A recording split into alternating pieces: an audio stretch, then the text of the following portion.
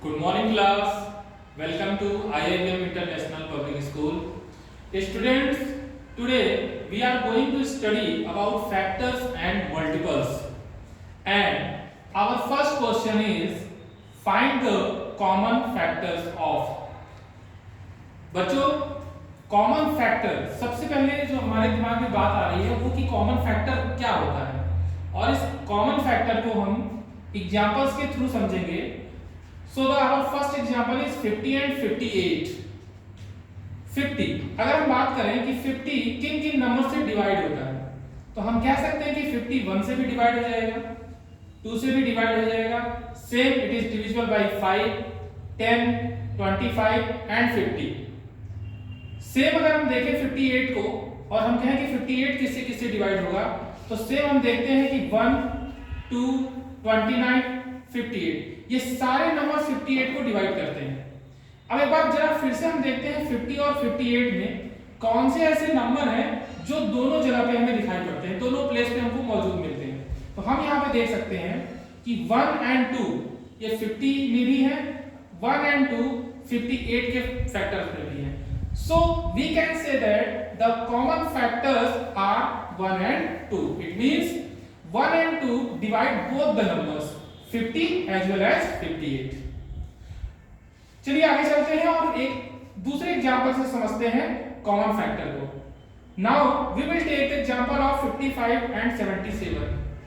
So we will see 55 is divided by 1, same as by 5, same as by 11, same as by 55, and 77 divide by 1, divide by 7, divide by 11 as well as divide by 77.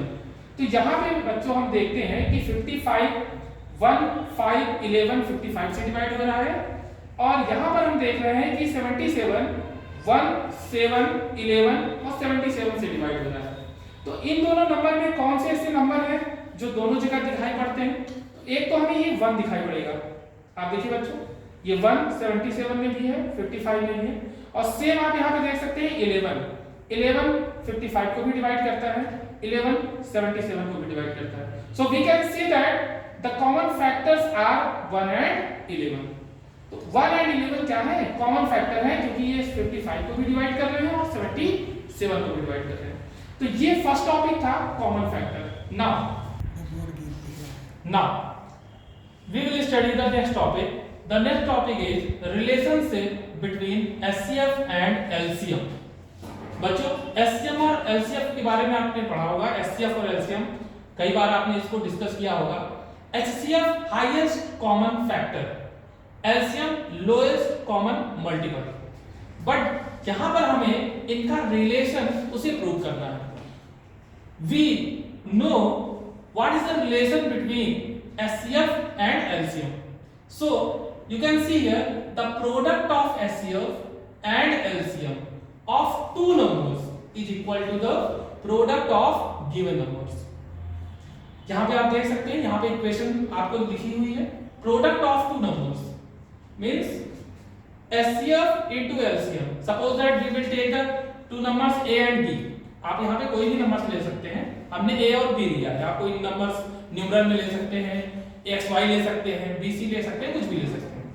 So we can see the first number multiply by with second number is equal to their HCF into their LCM.